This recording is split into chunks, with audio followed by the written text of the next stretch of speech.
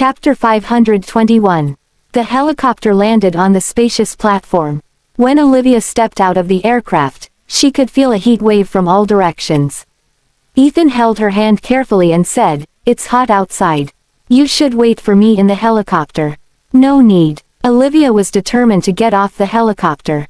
Avery had also gathered a lot of men. He tried to suppress the fear in his heart as he asked, "Olivia, where did you see the body?" Olivia found the boat she got on when she fell into the ocean from memory. "It's that one. The body was still there then. But it's been 6 months. I'm not sure." Before she could finish her sentence, Avery was already running toward the boat.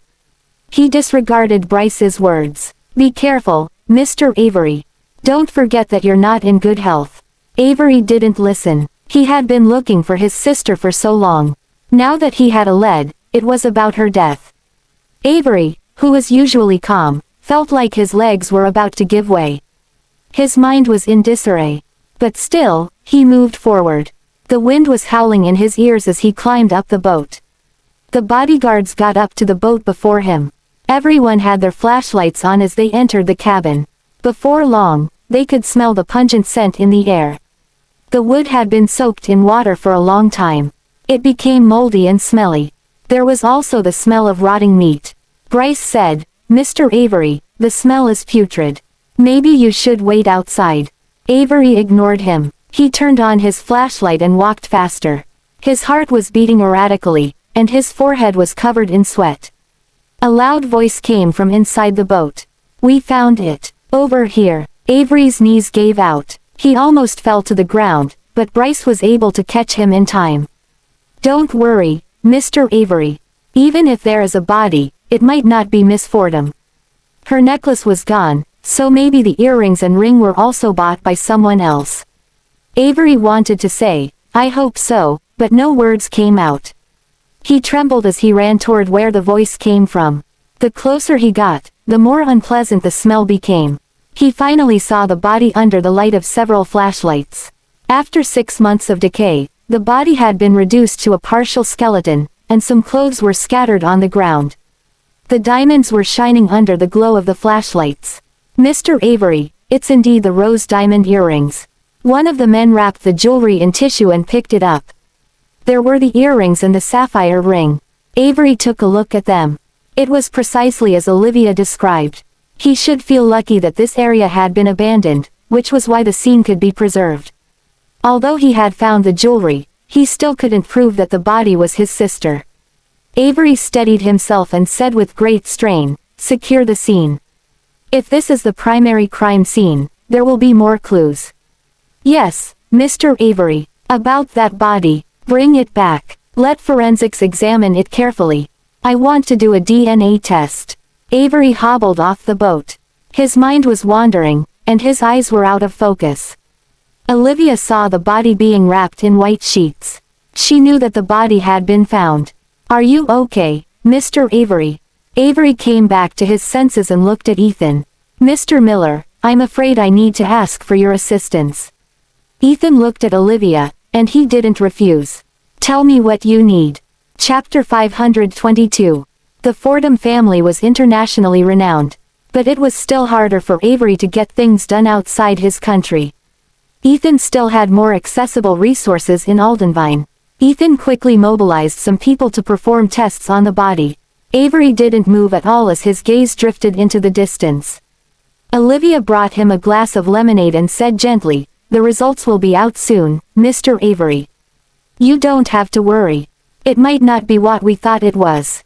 Have some water." Avery came back to his senses. He hoarsely said, "Can you tell me how you saw her?" Olivia recounted the story of how she escaped to the boat. She talked about hiding in the same pool of dirty water as the body. She even mentioned seeing the fish swimming from the body's eye socket. The expressions of both Ethan and Avery turned serious. Ethan had known about her escape, but he didn't know how hard it was.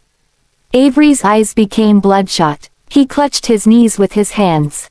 The fabric of the pants was scrunched up. "Don't be sad, Mr. Avery. The results are not out yet. You're ill, and you shouldn't be overly emotional." Avery shook his head and said, "Olivia, I have a bad feeling about this." The body might be Quinn's. Olivia had just gone through the whole incident with Jeff. She understood the pain of losing a family member. She tried her best to comfort Avery. Before she could speak, Avery interrupted her. 6 months ago, me and my brothers would have this dream pretty frequently. In the dream, Quinn was crying for help in the water. She wanted us to help her. We thought it was a coincidence. But we were also afraid that something might have happened to her. So we started to look for her. We searched for Quinn for 6 months, but we couldn't find her. The bastard also went missing. But the dream about Quinn never stopped. She was always clutching her chest with dirty water all over her body. You mentioned that a gunshot wound killed the body, right? A chill went down Olivia's spine when she heard that. She nodded with a blank expression. I'm not sure if the gunshot wound was the killing blow, but when I saw her, she seemed to have died for a week to half a month. The gunshot wound was very apparent on her chest. I can be sure she was shot when she was alive. Avery clenched his fists. He knew in his heart what the results were. Although Quinn lived a lavish life, she was still a good kid. If she just ran away from home, it would be unfeasible that she never called home for so long and let her family know she was safe. Recently, everyone in the family was worried out of their minds about Quinn. They asked everywhere for Quinn's whereabouts. There were some elderly in the family. Quinn wouldn't want them to worry. Since she didn't call home, something probably happened to her. Ethan wasn't interested in the affairs of another family. He pulled Olivia to a seat and said, "It's getting late. I'll bring you home." "No need. The results will be out soon." Olivia was praying for Avery inwardly. She didn't want the body to be Quinn's corpse. Olivia inhaled sharply, suddenly frowned, and expressed mild surprise.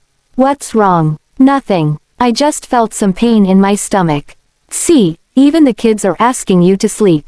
Olivia knew that a pregnant woman shouldn't always be nervous.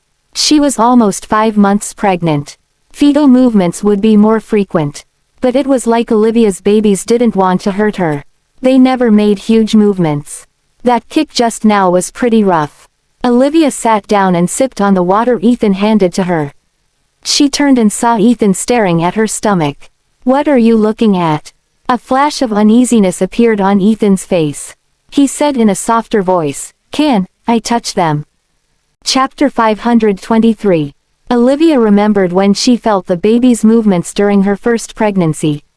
She was as happy as a child, and she eagerly shared her joy with Ethan. That day, she sent many voice messages and videos to him, but she didn't receive any reply. When he finally returned at night, she happily went up to him and told him, "Ethan, the baby moved. It's real. I felt the baby moving. Come on, try touching it." She was only 3 months pregnant back then, and her tummy wasn't protruding too much. Ethan only glanced coldly at her before leaving. She felt as if a bucket of cold water had been dumped onto her, and the coldness seeped into her heart. At that moment, she finally realized that not everyone was as enthusiastic as her. Later, the child grew bigger, and their movements became more obvious. But she never told Ethan about it again. Back then, Ethan would either spend almost the entire day outside or be away for extended periods. He didn't notice the changes in her body at all. In the few months she was pregnant, Ethan never once touched her belly. But today, he had carefully voiced his request. There was even a pleading look in his eyes. Olivia opened her mouth to decline when a knock came from the door. Avery and Olivia immediately looked at the entrance. Bryce and Brent came in one after the other. Bryce was holding a paper bag in his hands. He said with a grave expression, "Mr. Avery, the forensic expert is still in the middle of the autopsy. The DNA test results were released early, and I was there throughout the whole test. There is nothing wrong with this report." Avery slowly took the paper bag. His fingers were visibly shaking as he opened the bag. In the silent room, Olivia even held her breath. She subconsciously gripped her skirt. She had no idea why she was so nervous. She wasn't part of their family, anyway. A moment later, Avery's uneasy-looking face turned pale. Before Olivia could ask about the results, his body collapsed right away. "Mr. Avery." Bryce scrambled to support Avery as the report scattered on the floor. Olivia lowered her head, noticing the results of the test. As expected, the corpse was his sister. She had nothing to do with them, but Olivia still felt a deep sorrow inside her. She took a few steps backward. Ethan hastily supported her waist. When he lowered his head to look, he saw that Olivia's face was pale. She looked scary. Ethan carried her in his arms. "I told you not to get involved in this. Look how terrible your facial expression is. It's getting late, so you should rest." Like a doll, Olivia was carried in Ethan's arms as they went home. The sound of waves crashing on the reefs could be heard in the silent night. Olivia moved her gaze. Holding down Ethan's hand, she spoke with a trace of regret on her face. "Say, if I were kidnapped a little earlier, I might have been able to save her. She wouldn't have died." "What nonsense are you saying?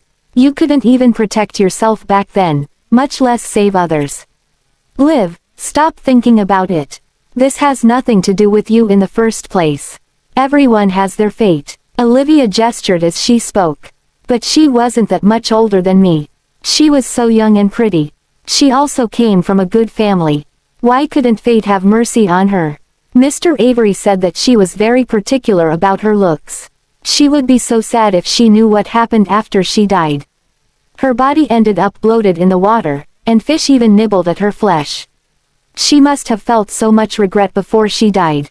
When she thought of her family, whom she didn't get to say goodbye to, she must have felt so much despair. As Olivia spoke, she couldn't control her emotions, and tears rolled down her cheeks. When Ethan noticed that she had lost control of her emotions, he held her tightly. Chapter 524. Ethan especially asked a doctor about it. He learned that pregnant women would have very unstable moods during their pregnancy. He knew that Olivia held grudges against him.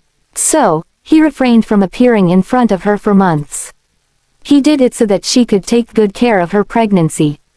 The female corpse incident today had struck a fragile chord in Olivia's heart. Her tears refused to stop falling. The babies in her tummy seemed to have sensed her sorrow, for they began to move around in her tummy. Olivia hastily stopped sobbing. Ethan wiped her tears with a hot towel, speaking in a gentle voice.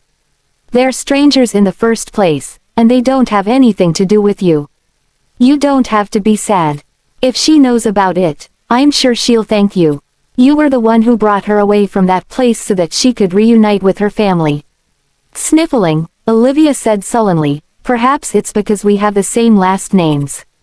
When I learned that she's Mr. Avery's sister, I felt like it was my relative who had passed away." Olivia also found her words weird. She shook her head helplessly. "I was just too sensitive. I'm fine. I'll take good care of myself." She looked at Ethan with her moist eyes. "Some time ago, Mr. Avery did indeed help me with some matters. He's older than me, and he's like an older brother to me. I don't have any disgraceful connections with him." Ethan pursed his thin lips, staring at her with a serious gaze. "I know." By the looks of it, Olivia was still haunted by his previous misunderstanding of the two having a child. "It's getting late now. You should rest." With that, he turned around and left the room. The chrysanthemums and bougainvilleas were blooming beautifully in the yard. Ethan smoked cigarette after cigarette. There was a troubled look on his handsome face. Now, he was careful like Olivia used to be in the past. He was afraid of losing her. He wanted to get close to her, but he feared that he would hurt her again. He could only maintain a distance from her, protecting her from far away. Standing before the window, Olivia looked at the desolate figure. She didn't say a word. She knew that regardless of Marina's existence, she and Ethan could no longer return to who they once were. Every time she closed her eyes, the image of the female corpse would surface in her mind. Olivia felt like there was something heavy waiting in her heart. She couldn't calm down no matter what. Ethan sat in the yard for a long time. When he finally came to his senses, he called Brent. "Look into the Fordham family." "Which Fordham family?" "The one in Brighton. See if they have ever lost a child." "Understood." It was getting late at night. After Olivia went to sleep, Ethan tiptoed into the room. As he gazed at the woman sleeping on the bed, his heavy heart gradually calmed down. There still weren't any clues about Olivia's background, but she felt a strange sense of familiarity with Avery. She didn't look like Avery at all, but Ethan still wanted to look into it. He looked at her in earnest. Suddenly, he saw something move under the bulge of the silk blanket. Ethan was surprised and delighted. He wondered if it was the baby's moving. The quilt was very thin, and it clung tightly to Olivia's body. After making sure that Olivia was fast asleep, Ethan placed his hand on the bulge. He felt like he was a thief. He wondered if the two little kids were fighting inside. They were kicking around quite a lot. Usually, Olivia would have woken up. But perhaps because she was too tired today, she remained sleeping. Ethan grew bolder as he reached in and placed his hand against her silk nightgown. The fabric was very thin so that he could sense the children's movements.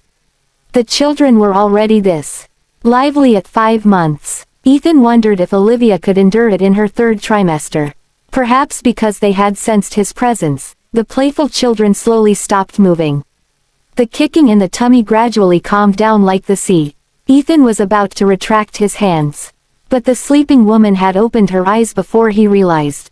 She looked at him as if she was guarding against a thief. "What are you doing?" Chapter 525. As soon as Olivia woke up, her first reaction was to quickly back away. She even covered her tummy with her left hand. Ethan saw how wary she was of him. He felt his heart shattering into a million pieces. "Calm down. I only wanted to touch the children." Olivia didn't believe it. She spoke viciously, behaving like a hen protecting her chicks. "Get out." "Okay. Don't get so worked up, Liv. I'm leaving right now," Olivia hissed. Then, she frowned a little.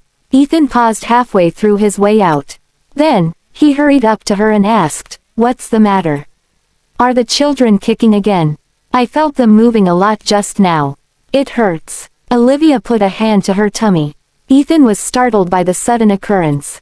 "Don't be afraid. I'll get a doctor here to examine you right away." Fortunately, they had the equipment necessary for examinations. The medical team immediately started examining Olivia. Olivia gripped Ethan's hand. Beads of sweat covered her forehead. She recalled that day more than a year ago when she lost her child to premature birth. She trembled uncontrollably, calling out Ethan's name. "Ethan, the children. You have to save our children. Calm down, Liv. I don't see any blood, so they should be fine." No matter how Ethan comforted her, Olivia's mind was stuck in extreme fear. After the examination, Cody finally let out a sigh of relief. "It's okay, Mrs. Miller. There is nothing wrong with the children so far. From their heart rates, we can see that the children are a little more active. It's most probably because of your emotions. Were you startled today?" Ethan supported Olivia, wiping away the sweat on her forehead with a towel. In his arms, Olivia's body relaxed when she heard that it wasn't anything serious. "Yes, something did happen. Are the children all right?" "For now, yes. Pardon me for saying this, Mrs. Miller. You've indeed made it past the first 3 months. But you should still be careful throughout your pregnancy. Every move you make will affect the children. So, please try to avoid strong emotions. It might negatively affect the children's development." Olivia nodded, feeling a trace of lingering fear. "Got it, Dr. Wells. Sorry for the trouble so late in the night." "It's okay. This is my duty. Take a breath and have a good rest." "All right." Knowing that the children were fine, Olivia relaxed. Ethan carried her back into the room. He sat by the bed, looking tenderly down at her. "Are you scared?" "There's nothing to be scared about." Olivia looked away stubbornly, but as soon as she closed her eyes, she would remember the dream she had just now. She was standing by the water when she heard an unfamiliar woman's voice calling out to her. "Sia, Sia." When she turned around, she saw a skeleton instead. It was the corpse that was carried out of the broken boat. Olivia jolted away. She looked at Ethan, still feeling cold all over her body. She wondered if she was too concerned about this, which caused her to dream of the corpse. Seeing how stubborn she was, Ethan sighed helplessly. "Don't be afraid. I'll be keeping watch over you outside. Have a good rest, even if it's only for the children." He didn't dare to affect Olivia's emotions too much. After speaking a few words of comfort, he left. Cody stood upright in the yard. She must have been waiting there for a while. When she saw Ethan coming out, she stepped aside respectfully. She said in a small voice, "Mr. Miller, I couldn't say much just now with Mrs. Miller around. I would like to talk with you. It's about her. Come with me." Chapter 526. They moved to a safe place. After making sure that Olivia wouldn't hear them, Ethan began talking. "Is there something wrong with the children?" He had taken out a cigarette, but he didn't light it. There was a gloomy expression on his face. "Oh, no, don't worry, Mr. Miller. The children are safe. I just wanted to remind you that Mrs. Miller has a record of heavy bleeding. Also, her uterine lining is relatively thin, so she is prone to miscarriages." Seeing that Ethan hadn't said anything, the doctor continued. "Pregnant women's emotions are very important as well. Mr. Miller, make sure to take good care of Mrs. Miller. Avoid stimulating her during her pregnancy. If not, when her body gets stressed, it might harm the pregnancy. If that happens, then Mrs. Miller." Cody glanced at Ethan carefully. The cigarette in Ethan's hand was already bent out of shape. He said in a low voice, "Go on. Mrs. Miller is pregnant with twins. So, her pregnancy will be much more difficult compared to that of a normal pregnant woman. Miscarriages will also cause her great damage. In serious cases, it might even threaten her life." Ethan replied, "I know. I'm counting on your team to look after her body while she's pregnant. Don't worry, Mr. Miller. We'll keep watch over Mrs. Miller and make sure she gives birth to the children in one piece." "Thanks." After Cody left, Ethan sat on the stone steps, gazing into the distance. The doctor's intention was simple. Olivia was like a fragile doll right now. She would break into pieces as soon as anything happened. There were only a few months left. He had to be vigilant and prevent anything from happening again. The dawn broke when he received news from Brent. "Mr. Miller, I am done with the matter you wanted me to investigate." Brent handed him a stack of documents. They were the overviews of the children in the Fordham family. Mr. Fordham Sr. and Madam Fordham get along well together. They have 6 children in total, 4 males and 2 females. The corpse was the 5th child, and there was a 6th child after her. The 2nd child's family had 2 children in total. The 3rd child's family isn't big, either. I've asked someone to investigate in detail. There was never a missing or dead child in the Fordhams. Ethan rubbed between his eyebrows, fatigued. "I was probably overthinking it.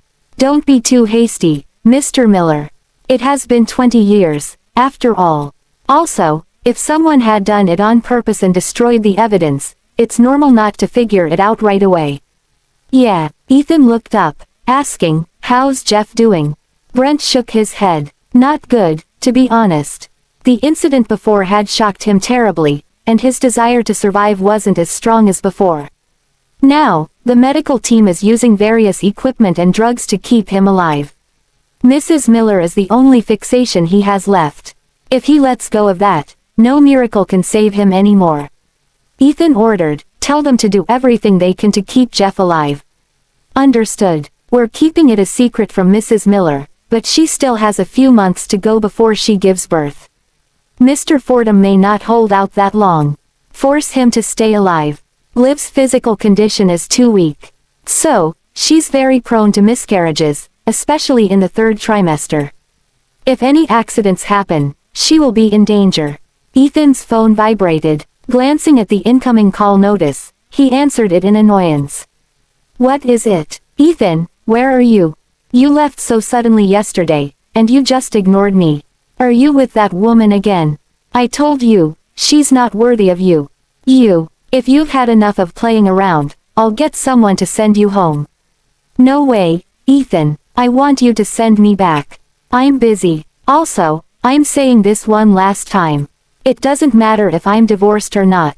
She is still your cousin-in-law. If you don't respect her, you're disrespecting me." With that, Ethan hung up. He looked at Brent. "If she asks you about Liv's whereabouts, keep your lips sealed." "Understood, Mr. Miller." Chapter 527. By the time Olivia woke up, Ethan had already left the villa. She noticed that there were more bodyguards now. She tried to ask someone to get the car, for she had to check in on Avery. Cyril hastily said, Mr. Miller has left orders that you shouldn't leave the villa until the day you give birth, Mrs. Miller. But, Mr. Miller is doing this for your safety. If you have any questions, you can ask him about it. Olivia recalled last night when the two babies were extremely active. She was startled by it, and she thought that something terrible happened to them. Ethan did this for her sake, so Olivia didn't have any complaints about this turn of events.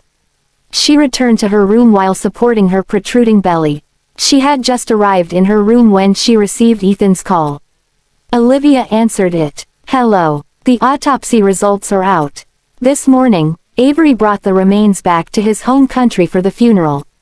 I had men escort him to the airport, so you don't have to worry about him. Before he left, he also told me to relay his thanks to you. You've helped him a lot." Before Olivia said anything, Ethan had already guessed what she was thinking.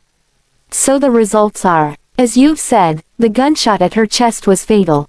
Fortunately, she didn't experience any other suffering before she died. She died in one shot. So, this incident ends here. Liv, from today onward, don't trouble yourself over anything anymore. You must care for your body and await the day you give birth." Olivia replied, "Okay, I won't bother you during this period either." Ethan didn't hear anything, so he thought that Olivia would end the call right away. He patiently waited for Olivia to hang up first. Before the call ended, he heard a small voice coming from the other end of the line. "Thank you, Ethan." Ethan didn't even realize that he was smiling ear to ear. Olivia sighed in relief. She had finally paid Avery back for his kindness.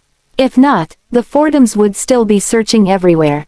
"Olivia, are you feeling better today? Does your stomach still hurt?" Mona's voice rang in her ears. "I'm feeling much better now. What about you? How was your meeting with your upperclassmen yesterday?" At the mention of the upperclassmen, Mona blushed as she nodded at Olivia sheepishly. "He's still very handsome. He's so charming. Look how infatuated you are. Didn't you two advance further than that?" Olivia asked, eager for gossip. Mona waved her hands. "Of course not. I was just there to pick him up. I didn't even dare accept the present he gave me. He offered to send me home, but I feared I might give away the location, so I declined." Olivia nodded. "You did the right thing. You shouldn't accept anything from men before confirming your relationship." "I think the same." Mona sat on the swing, her legs dangling in the air. She swung in the air like a child. "But after so many years of not seeing each other, I feel like he has changed into another person." "Oh, were your illusions shattered?" "Not really. I think that he has gotten even more mature now. But I'm still as innocent as ever, can see a little generation gap there." Olivia chuckled. "He's only 3 years older than you, so it's not a generation gap at all. Also, a bad thing for men to be mature. He'll learn how to take better care of others. It's okay as long as he has no problems with his character." Mona replied, "He's a sincere man. Even steel would bend, but he wouldn't. He's the best man I've ever met in this world. Then try to talk more to him." Olivia encouraged her. "You can slowly get to know him. After all, they already had technology experts set things up for them. It didn't matter if they chatted online or shared their location. Their IP address would be constantly changing. Those were all fake addresses, so no one would be able to find them." Mona blushed as she smiled. "Thank you, Olivia. I hope you win his heart soon." With that, Olivia got up and went back to Jeff's room. She placed the pendants she got in the auction yesterday into his hand. "Dad, look, I brought the pendants back. In the future, the children will get one each, and they will pass it down to the next generation. You don't have to worry anymore." As soon as she said that, she noticed Jeff's steady heart rate decreasing rapidly. "Doctor!" Olivia shouted. Chapter 528. Soon, the whole medical team arrived. "Mrs. Miller, we'll proceed with the emergency treatment right now. Please leave for now." Mona hastily took the stunned Olivia out of the room. Looking at Olivia, who had a terrible look on her face, Mona was anxious as well. "Mrs. Miller, don't worry. Mr. Fordham will be fine. Please take care of the babies in your tummy." Olivia felt conflicted. She had to make sure that her children were safe, but she was also worried about Jeff. The doctor had just told her to avoid strong emotions last night, but now, she couldn't relax at all. She stared anxiously at the room. A moment later, the doctor walked out, wiping his sweat as he did so. Olivia asked worriedly, "How is he?" "Don't worry, Mrs. Miller. We saved Mr. Fordham." The nurse placed the pendants into Olivia's hands. "Mrs. Miller, Mr. Fordham had survived thus far because of a single fixation. You have to make sure that he maintains it. He's like a taut string, so as soon as he relaxes, the string will break." Olivia replied, "Got it.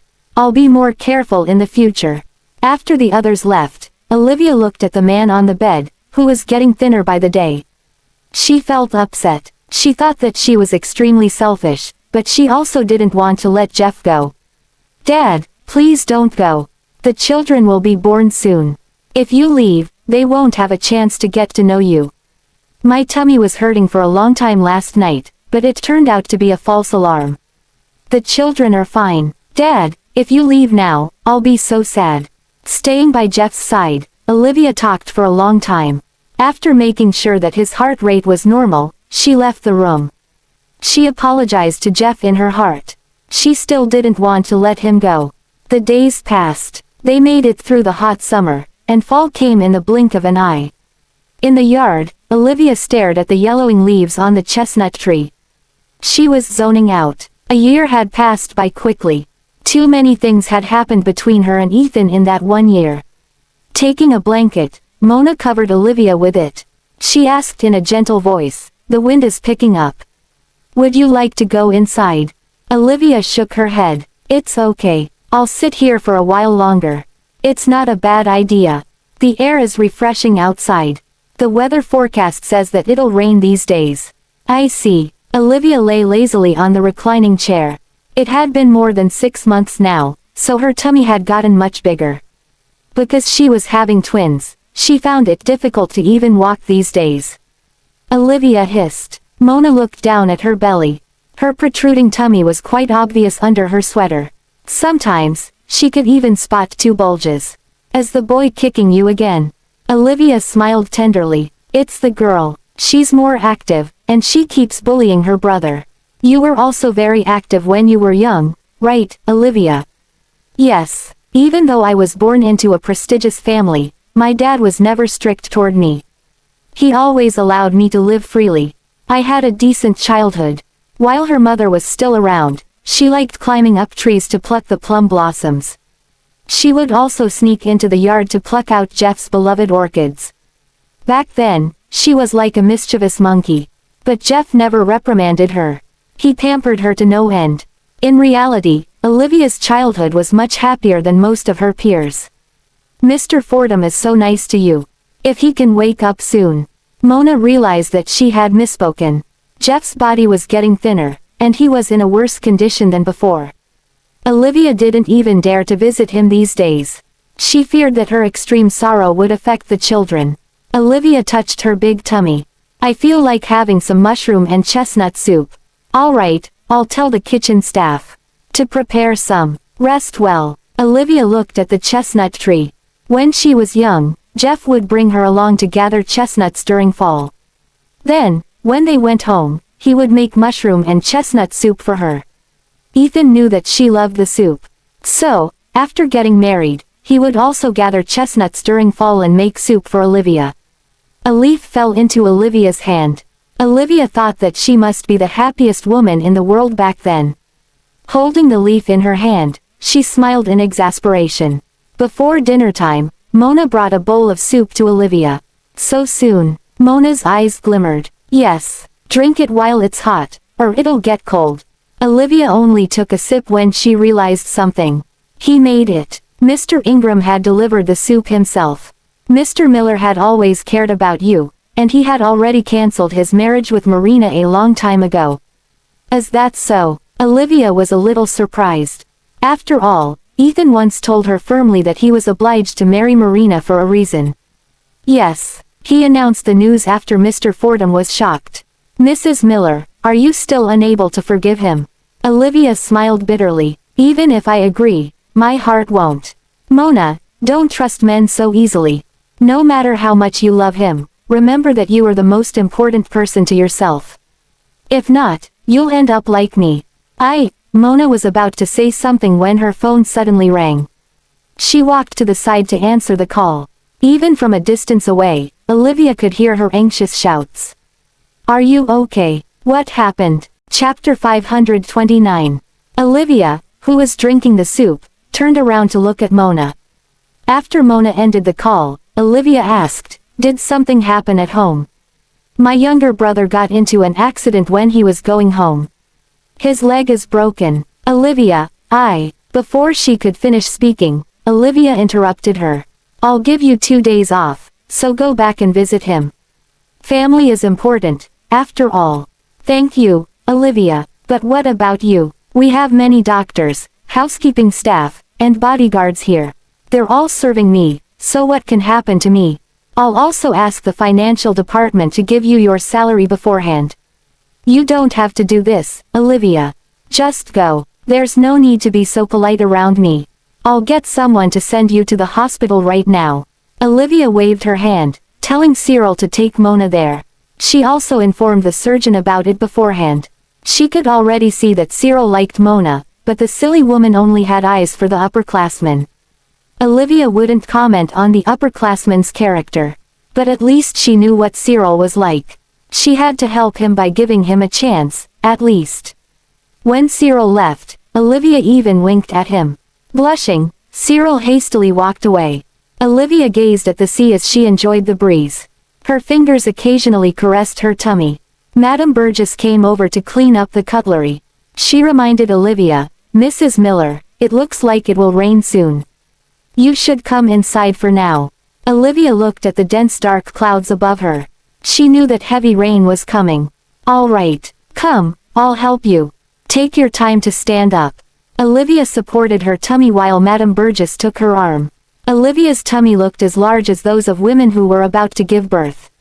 Madame Burgess looked heartbroken. You've suffered a lot for the 2 children. It's only been 6 months, but your tummy is already so big. What will happen later in your pregnancy? Babies will rapidly grow when they are in the 7th or 8th month. Olivia's face was only a little rounder compared to before. Her waist was slender, and she more or less maintained her figure. It was as if all her weight was focused on her tummy. Let's take it easy. I don't mind suffering a little if the children are healthy. Olivia sauntered. She leisurely walked back to her room. Sometimes, she would look up and watch the wind riling up the waves. Olivia partly lay in bed as she rested. The scenery outside was terrifyingly dark. Olivia felt uneasy every time she encountered such weather. Annoyed, she drew the curtains. She listened to some light music to soothe her emotions. 2 hours later, she called Mona. Is your younger brother okay? There's a minor issue, but the operation just ended. Their best orthopedic surgeon conducted it. They said that he's young, so he'll recover quickly. Thank you so much, Olivia. You're being too nice again. It's just a piece of cake. I'll go back as soon as possible. Take good care of your brother. Everything is fine here. Olivia hung up. Mona was older than her, but she was much calmer than Mona. After making sure that Mona's family was alright, Olivia was reassured. Sometime later, Cyril came back. Olivia drank the soup leisurely as she asked, why didn't you spend some more time with her in the hospital? Her parents are ill, so it's not a bad thing for a man like you to help look out for her. Mrs. Miller, it's not that I don't want to do it.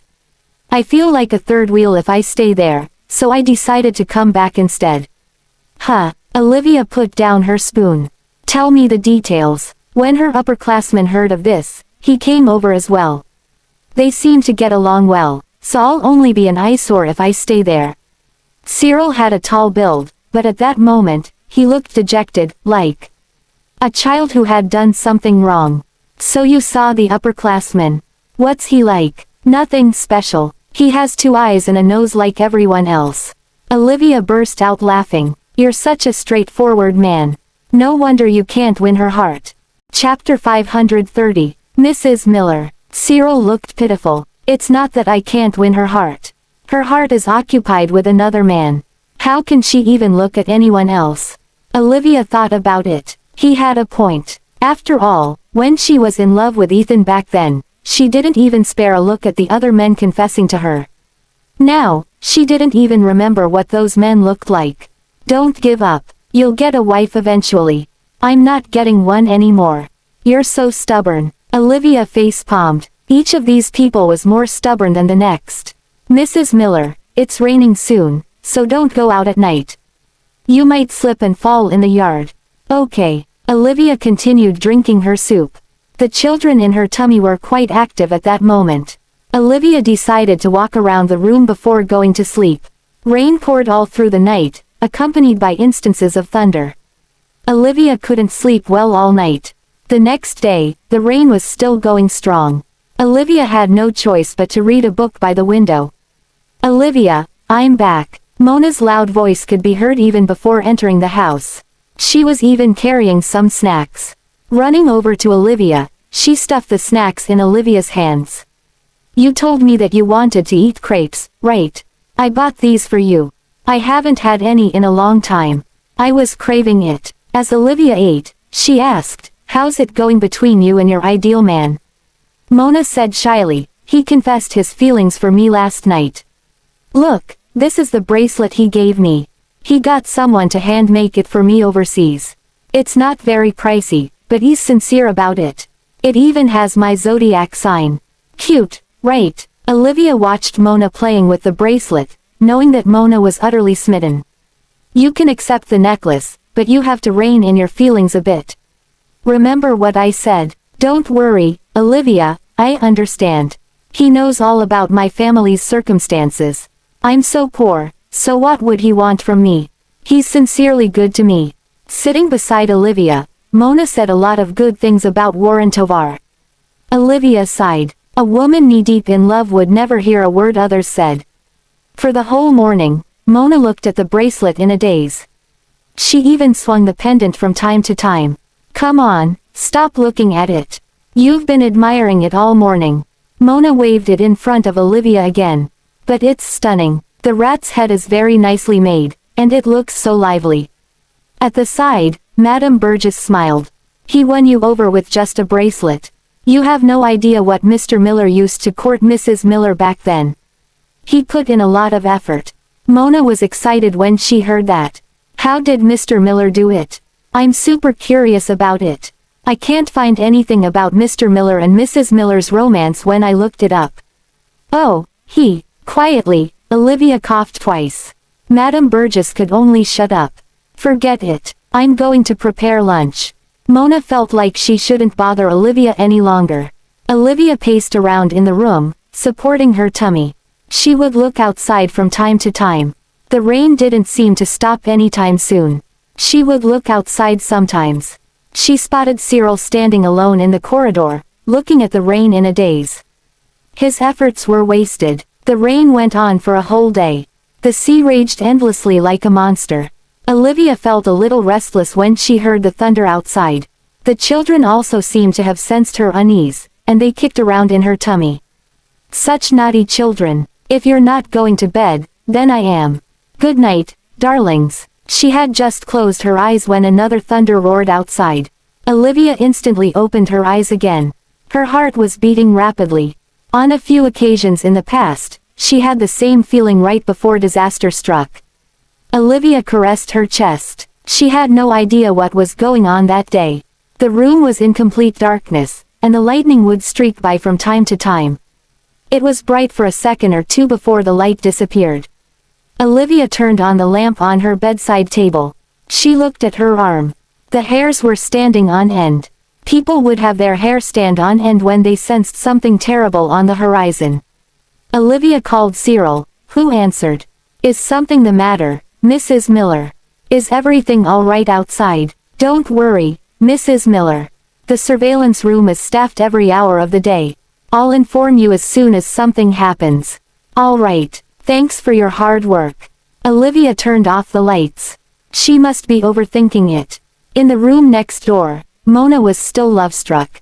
She lay in her bed as she messaged Warren. Warren suddenly asked her to share her location. Mona thought that they had already gotten IP technicians to set things up for them, so she assumed that the actual address wouldn't be exposed even if she tapped in. She wanted to tease Warren a little, so she tapped into the location sharing feature. Their two icons were very close to each other. Mona was startled. She couldn't understand what was going on.